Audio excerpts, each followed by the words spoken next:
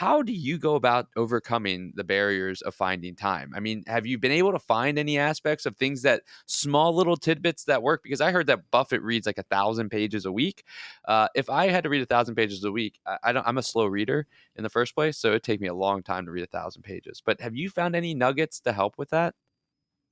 Yeah, I think reading consistently, and I have taken that to heart because of Buffett, that I read consistently every day and not just the newspaper. I actually make sure that that's a book, spending some time taking 10 minutes at least and reading a nonfiction book. It doesn't have to be about our industry. And you mentioned Simon Sinek before, a lot of people that are just general great business books to read, or Audible, and that counts. Some people say, well, that doesn't count. I think it counts to listen to a book that way.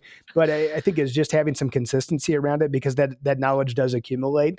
But then along the same token, I think taking the time to think, and I like journaling just because sometimes it really helps, I find, to get it out of my head and get it on paper. And actually writing, like handwriting, they say, in psychology, they say that it actually will lead to greater retention too. That hand to paper makes a bigger difference than typing it as well. So I actually do have a paper journal that I write in each day.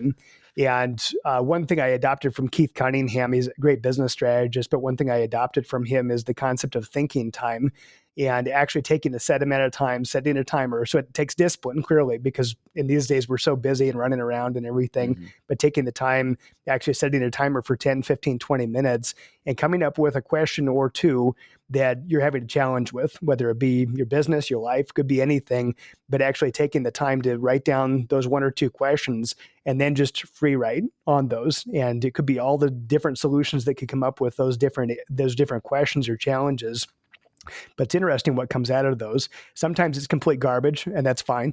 So you can eliminate that. But sometimes the ideas I've gotten and the solutions just suddenly present themselves. And it's just kind of a miracle in some cases. I've had my team do this as well. We've actually done the thinking time exercise a few times. And it's really interesting to see, versus just kind of popcorn style writing things on a whiteboard. It's interesting when everybody kind of journals on their own, then brings those ideas together, what kind of solutions come up. Do you have a standard set of questions that you use every time, or do you rethink of the questions during every thinking time? Do you have to think of the questions of what the challenges you're faced for the day?